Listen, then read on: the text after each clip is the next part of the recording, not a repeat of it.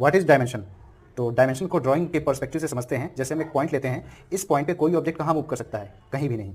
तो ये particular zero dimension में एग्जिस्ट करता है। अगर हम इसे एक लाइन से किसी और पॉइंट से मैच कर देते हैं तो इस पर कोई भी रखा हुआ ऑब्जेक्ट वन डायमेंशन में मूव कर सकता है, मतलब किसी भी एक डायमेंशन में मूव कर सकता है।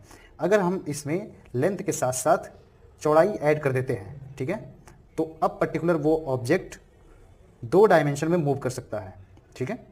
और सेम स्पेस में अगर हम ऊंचाई या गहराई ऐड कर देते हैं, ठीक है, तो वो पर्टिकुलर ऑब्जेक्ट अब तीसरी डायमेंशन में भी मूव कर सकता है। और इस पर्टिकुलर स्पेस को ही हम कहते हैं थ्री डायमेंशनल, जहाँ पर हम रहते हैं या फिर हमारी जो अभी सोसाइटी है वो एग्जिस्ट करती है।